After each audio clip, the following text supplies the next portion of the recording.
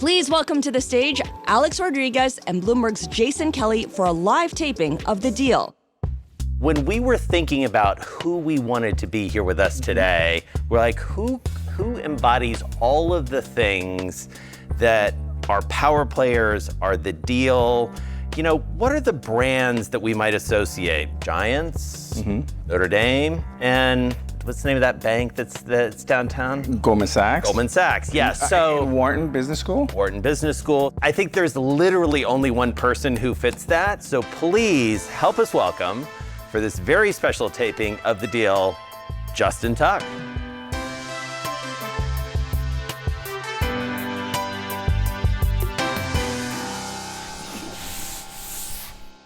Thanks for being here. Thanks for having me. This is awesome. All right, take it away, champ. So Justin, I've been such a big fan of yours, and Jason was talking a little bit about, some of the accomplishments you have, some of your history, but being a champion is one thing. Being a champion in New York is another.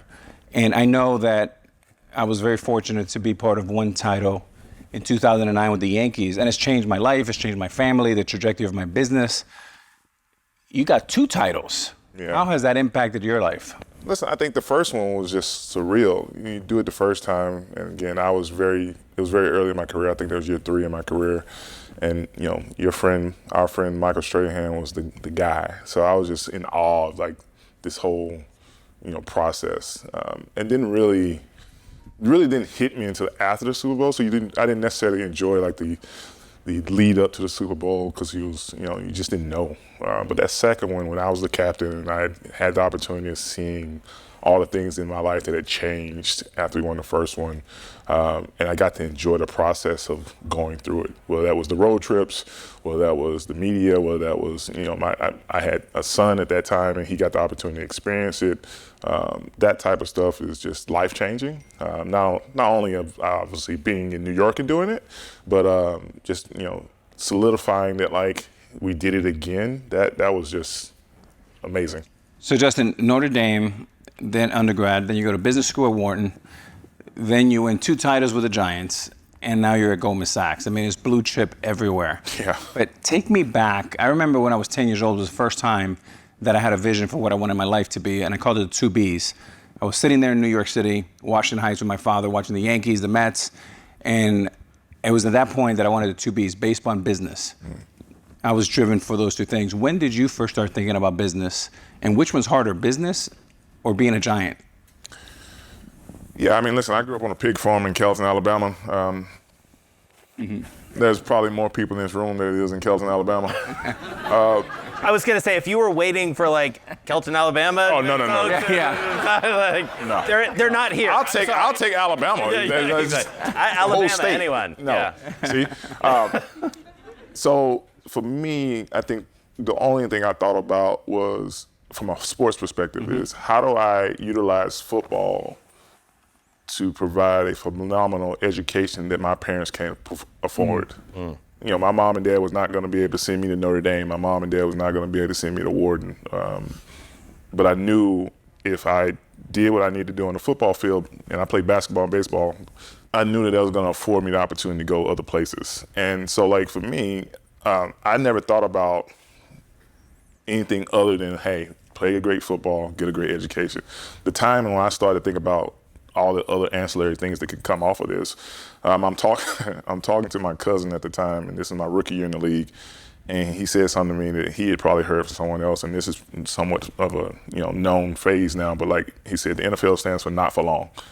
And I just started thinking about, all right, if I'm blessed to play 4 years, even if I'm blessed to play 10, I came to the league when I was 21 years old, I'd be 31 when I retired. What am I going to do then? And so I started thinking about that and started really making relationships with people. I tell all of my friends that play in leagues now, I'm like, make these relationships now while you're hot. Don't wait till you're the 12th year in and you're just hanging on and you're trying to go into some private equity owner or some hedge fund founder. No, do that stuff now while you're hot, while you're winning Super Bowls or you're playing in All-Star games, and then they can be a part of your journey, right? I had so many guys that were part of my journey of taking young Justin Tuck to think about going to Wharton, think about going to Goldman Sachs, think about investing in X, Y, Z. Whereas if I was left to my own advices there, which is fine, I'll probably be back, on a farm somewhere in Alabama, which I love to do, but I probably wouldn't be doing this if I didn't have those relationships prior to lead me to what the opportunities could be. Well, and it's interesting too to think about what your playbook was, because there are, and as there often are on this show, like echoes to you. Alex has talked about how he would literally like go in his cleats and into Jerry Reinsdorf's office, or other owners. My understanding is you were literally like working the suites at Giant Stadium, right? Is that fair? I don't know. And when I say working, I mean networking. Yeah, for sure. I don't know if it's even legal for me to get this information, to be honest with you. But I had a phenomenal relationship with the Giants, their ownership, and people that worked. And I was just like, man, who owns that? Who is it? And most of the time they would know, that guy, he runs XYZ Financial Services, or this guy, his family owns, this real estate group, whatever it looks like. And like over time, I was just like, I just had a good game. It's Monday. I'm not doing anything. I should be making relationships. So I started talking to our staff about, hey, is there anybody I should be talking to? So I got names of people who own the suites and started just reaching out to them and just, doing a coffee chat or dinner or lunch or whatever it looked like. And I didn't want anything. I didn't go in and say, hey, can you help me here? I was interested in how they got to where they got to. What are some things that you can tell me about your story or your process or your journey that if I decide to go this route, because I don't believe in reinventing the wheel. I think people have come before all of us that have done things that we would like to do. So just learn from them and try not to make the same mistakes they made. So that was the premise. And then again, over time, they got to see me for 8-9 years in the journey of Justin Tuck. And now I'm at Goldman Sachs, and you better believe I'm calling those people and being like, hey.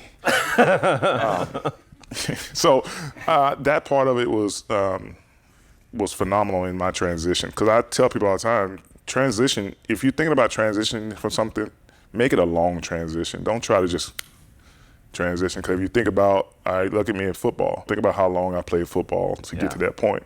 So if I'm transitioning into finance, why do I think I'm going to go from being a highly touted football player or athlete and go right into the next transition as that highly touted person in finance, or person in real estate, or person in whatever it is you're doing?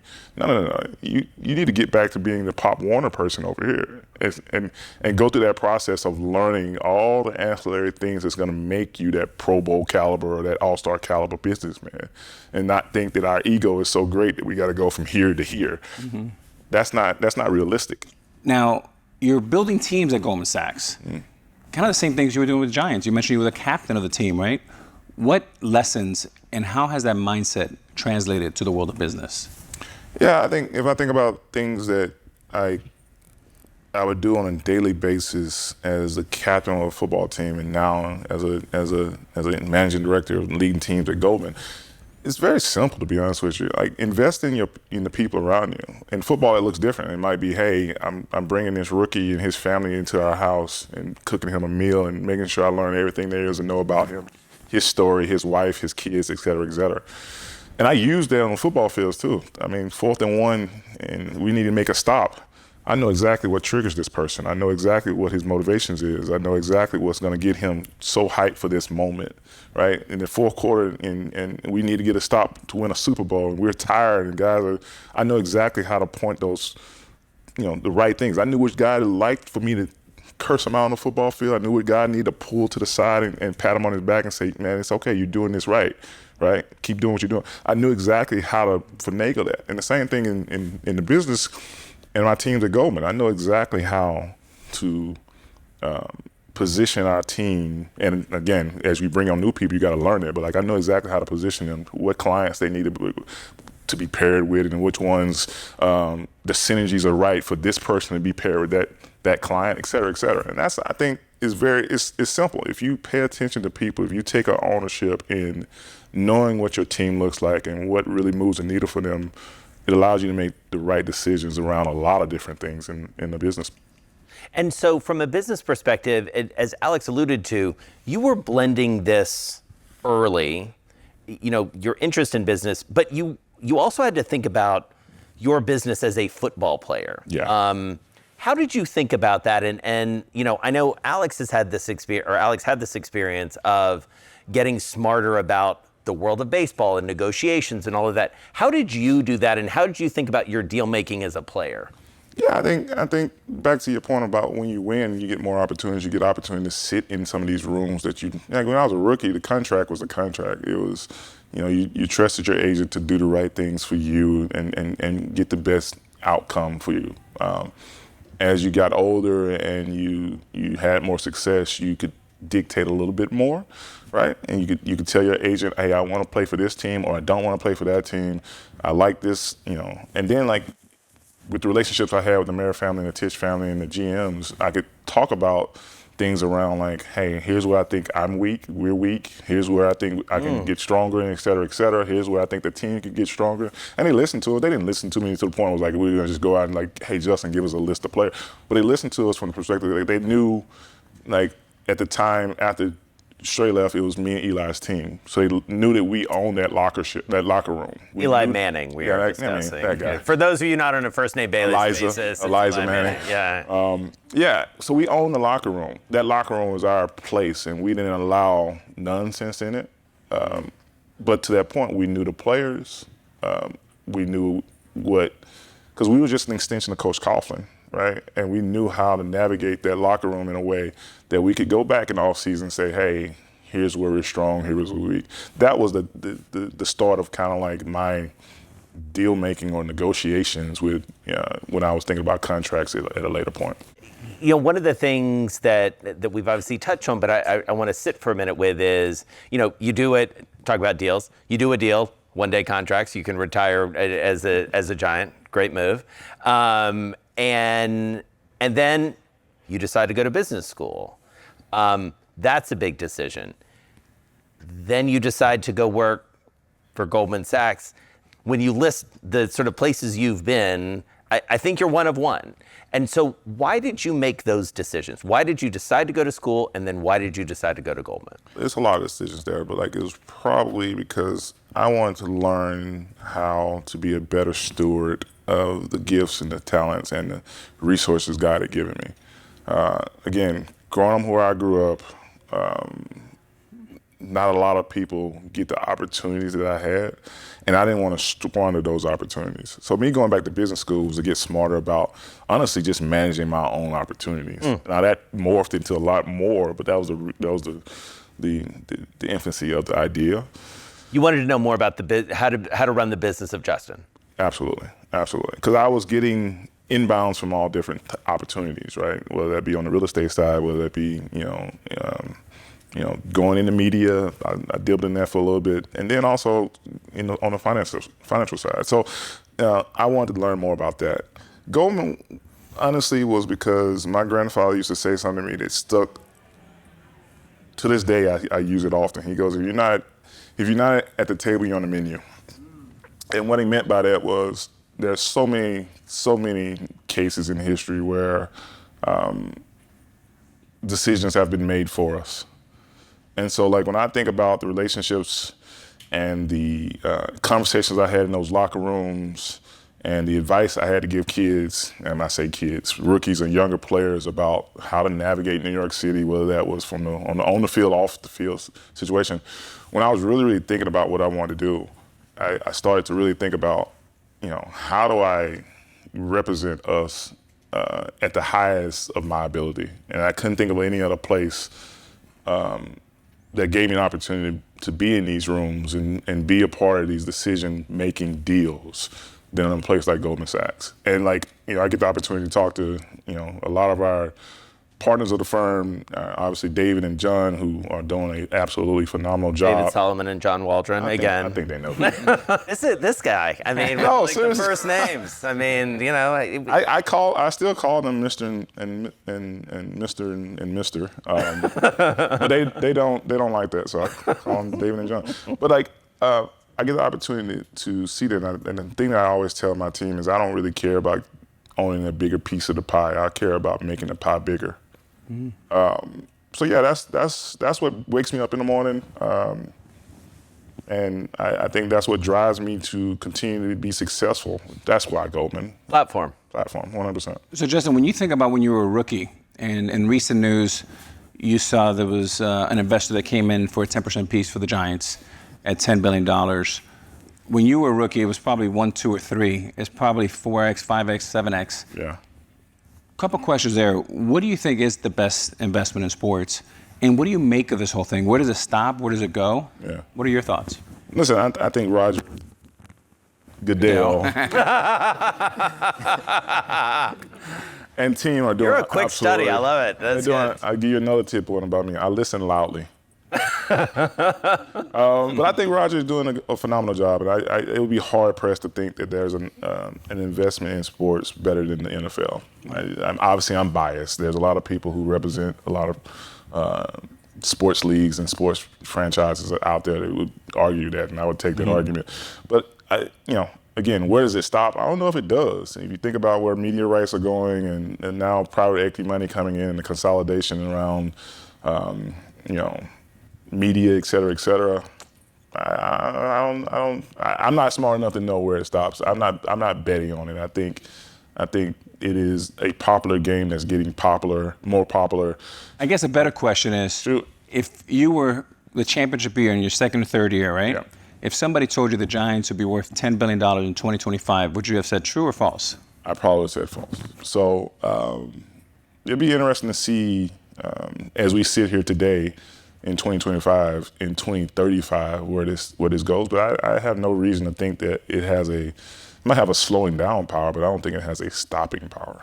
You alluded to something, Justin, you mentioned it, private equity coming in. I had a conversation earlier today with Tom Garfinkel and Mike Garrighetti about Ares investment in the Dolphins.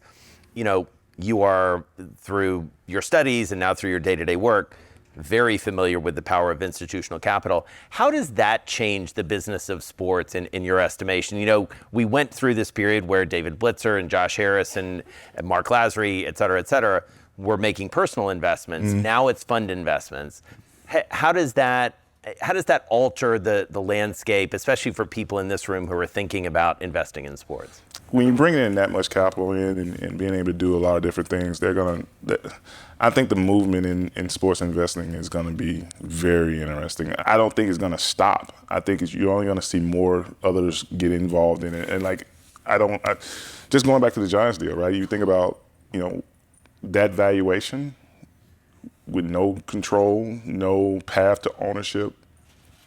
What's stopping the next owners from doing that? There's a lot of different issues that I have to deal with on a daily basis for clients, whether that's estate issues, tax issues, et cetera. But I just feel like we're at the cusp of this, and it's going to start to happen in not only the major sports leagues, but also some of the smaller ones too, where valuations are getting so high. What individual can afford these teams? Right, and as families like the Marin Tisch family look for liquidity, I think the next option is private equity. Thinking about the future, the question that I would think about is, what would an investor pay for Notre Dame football? Yeah. And I'm just thinking, what world are we in, and how fast is it moving? But as well as I know, right? Sometimes this is just a play of forget the numbers. I just want to own this asset. Mm-hmm.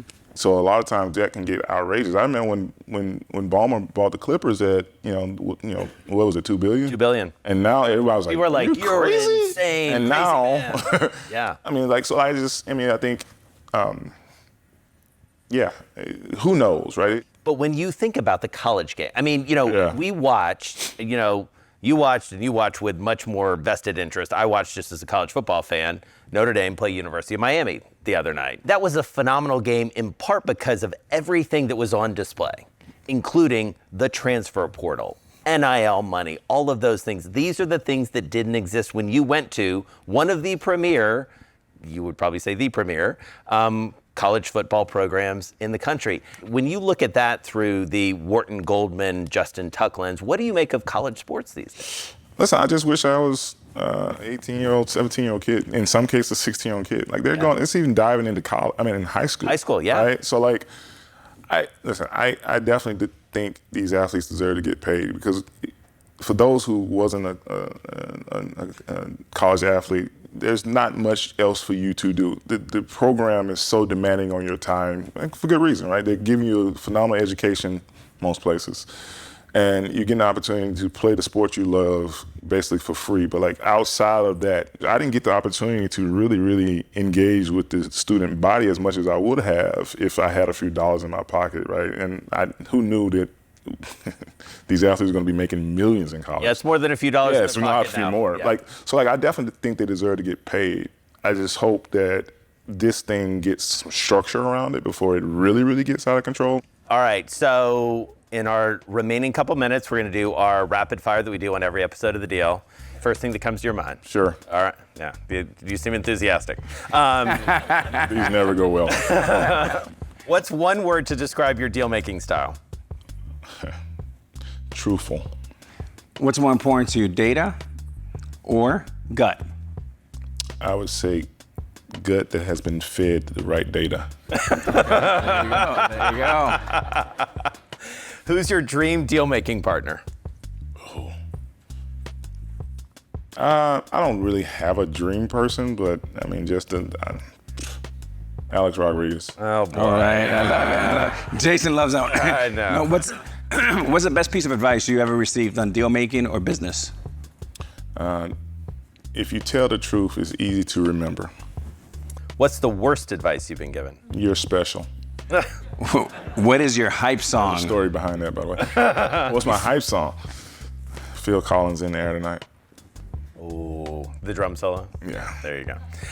You started a literacy nonprofit called Rush with your wife, Lauren. What's your favorite book? Wow. I'm gonna give a shot to a friend of mine. I love reading The Other Westmore. Ooh, Okay. really good. If you can only watch one sport for the rest of your life, which one is it? Y'all gonna be surprised by this one, and it's not even about me, it's about my wife. Because if I had to watch another sport, I want her right beside me. So she loves tennis, so I would watch tennis. Oh, there you go. Oh, Very teddy bear. sweet answer. Smart, Yeah. She's gonna see this. You're not gonna make us cry. What team do you want to see win a championship more than any? Notre Dame Fighting Irish football program. Just to be very clear. Just in case anyone doubted who we were talking about. All right, what's your advice for someone who wants a career just like yours? Do the work. No shortcuts in this. Do the work. So, All right. Well, and on that Go for note, go Irish. Go Irish. All right. Thank you, Justin, Thank so you, much. guys.